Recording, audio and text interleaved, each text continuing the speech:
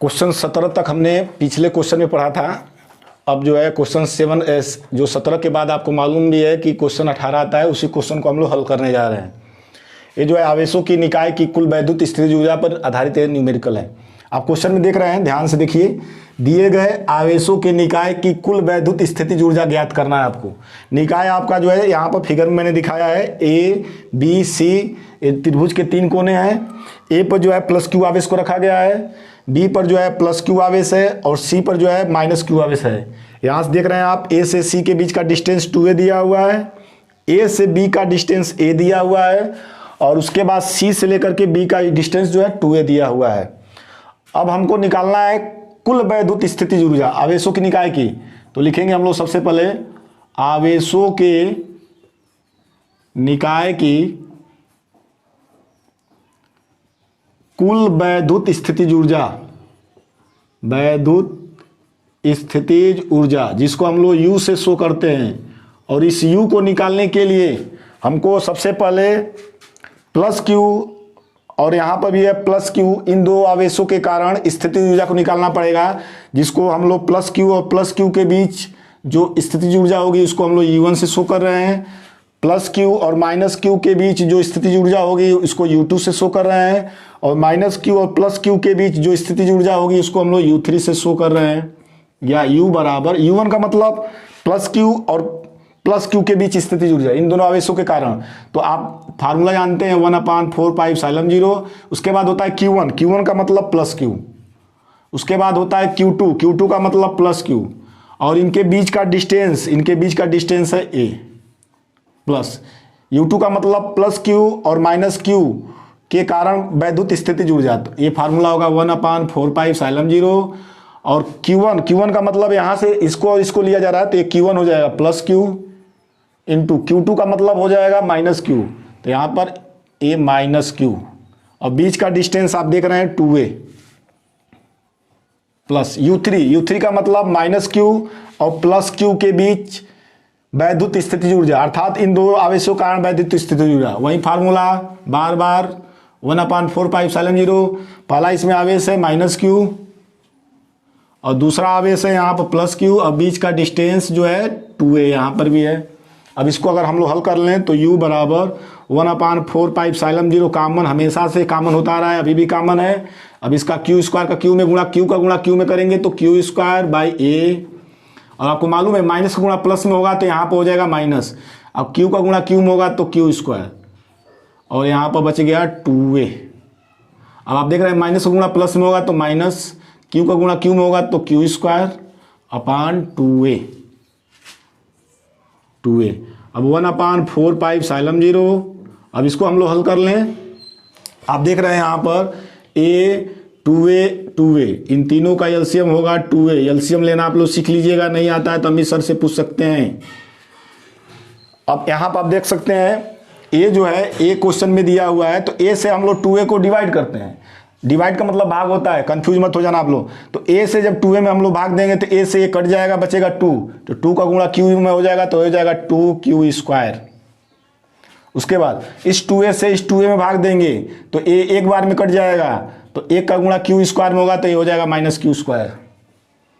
Minus 2a का गुणा 2a से पुनः 2a में भाग देंगे, ये जो भाग देने के बाद तुरंत जो है 1 आएगा, 1 का तुरंत हम लोग q स्क्वायर में गुणा करेंगे, ये भी q स्क्वायर हो जाएगा।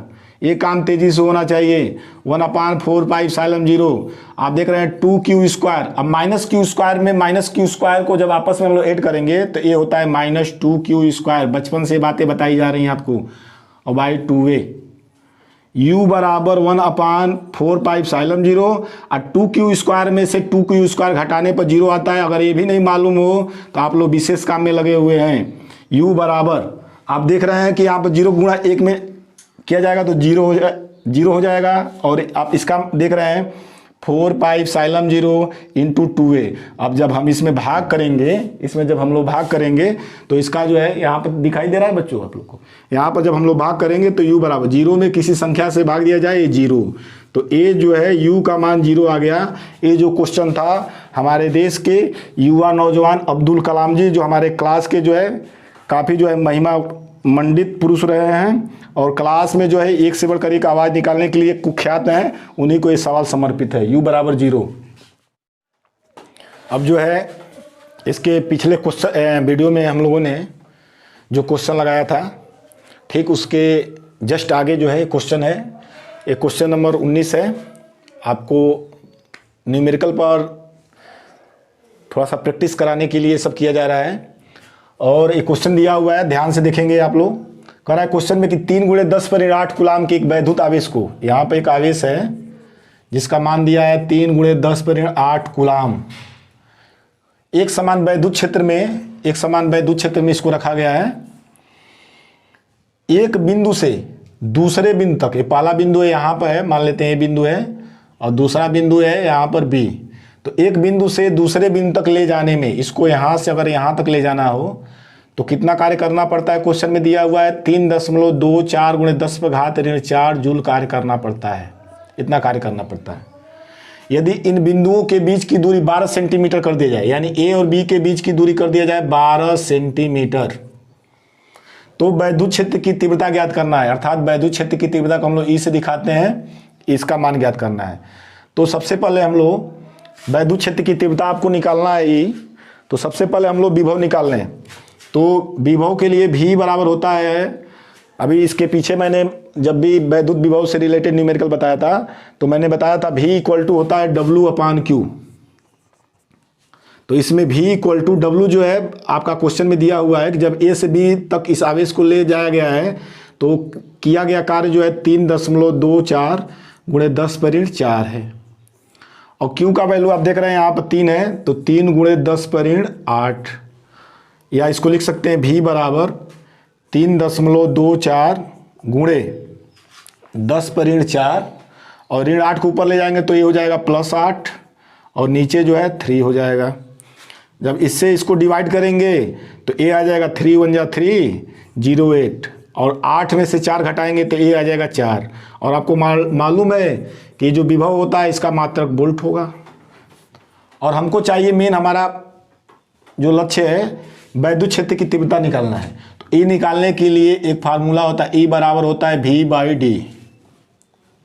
यहाँ पर V जो है आप क्वेश्चन से निकाल चुके हैं, इसका वैल्यू आया 1.08 × 10⁴, और D का मतलब इन दोनों पॉइंटों के बीच का डिस्टेंस। आप देख रहे हैं यहाँ पर दोनों पॉइंटों के बीच का डिस्टेंस जो है 12 सेंटीमीटर दिया हुआ है।